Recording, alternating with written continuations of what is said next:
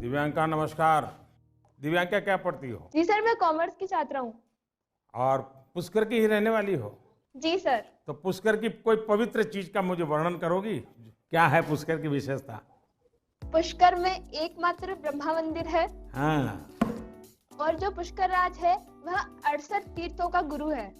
अच्छा, ब्रह्मा का क्या रोल रहा है? जी, उन्होंने पृथ्वी को क्रिएट किया है। अच्छा बताइए दिव्यांका, क्या सवाल था आपके मन में?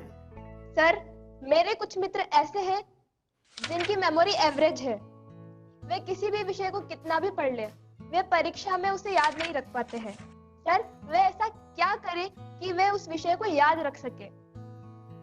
अच्छा, तो आपको मेमोरी की जड़ी बूटी चाहिए। जी सर।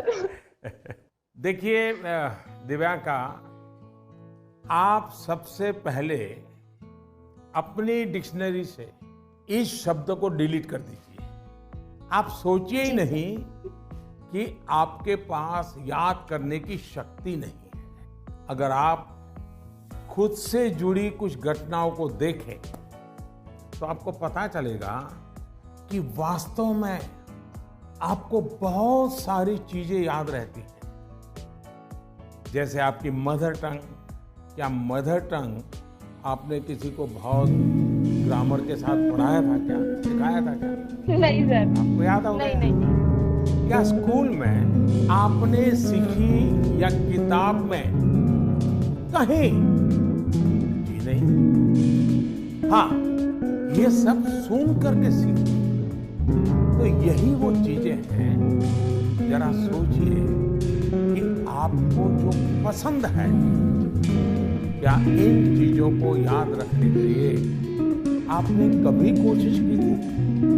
वो बातें जिनसे आप पूरी तरह जुड़ गए हैं, मग्न हो गए हैं, वो बातें जो आपका हिस्सा बन गई हैं, आपके विचार प्रवाह का हिस्सा बन गई हैं, उन्हें आप कभी नहीं भूलते। दूसरे शब्दों में कहूं तो ये मेमोराइज नहीं है, एक्चुअली ये इंटरनलाइज है। और इंटरनलाइज करना यही इसका एक अच्छा रास्ता है।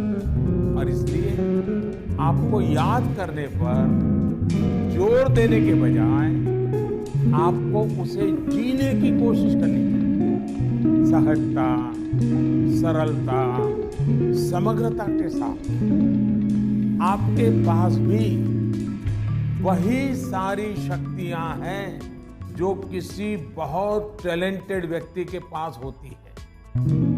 सोचिए, अपने भाई या बहन के साथ अगर आपका झगड़ा हुआ तो वो आपको एकदम याद रहता है, आप उसे भूलते नहीं हैं। यहाँ तक कि आपको यह भी याद रहता होगा कि उस समय आपके भाई बहन ने कौन से कपड़े पहने थे, आप खड़े खड़े लड़ रहे थे कि दौड़ते हुए लड़ रहे थे, सब याद होगा।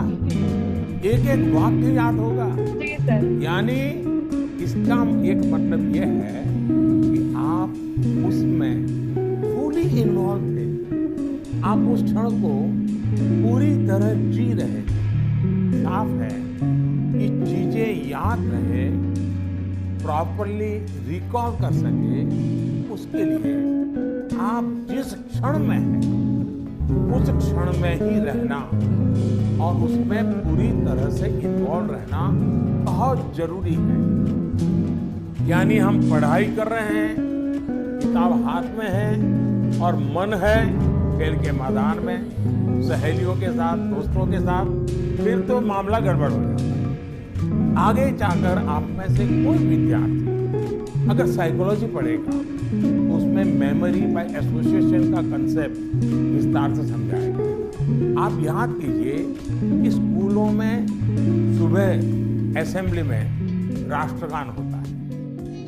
अब जन गण मन हर कोई गाता है, लेकिन क्या कभी आपने जनगण मन गाते समय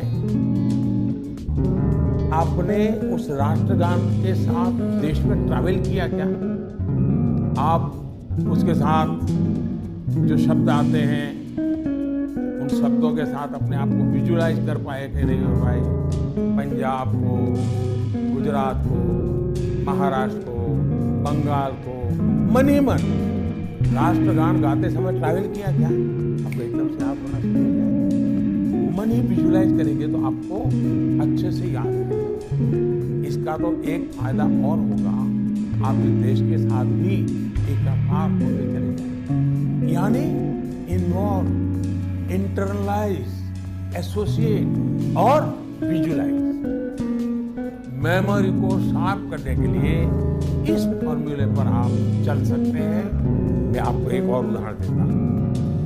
आपके पास नोटबुक्स होती है, अलग अलग विषयों की किताबें होती हैं। आप जब भी घर से निकले, ये तय करके निकले कि बैग में इतने नंबर पर इस विषय की नोटबुक होगी और इतने नंबर पर इस विषय की किताब होगी। चौथे नंबर पे हो सकती है, तीसरे पर हो सकती है। और आपने अगर 3 नंबर पर हिस्ट्री की किताब रखी, 5 नंबर पर भूगोल की किताब रखी, तो जब भी आप हिस्ट्री की किताब निकालने जाएं तो बिल्कुल आंख बंद करके 3 नंबर की किताब निकालते हैं आप।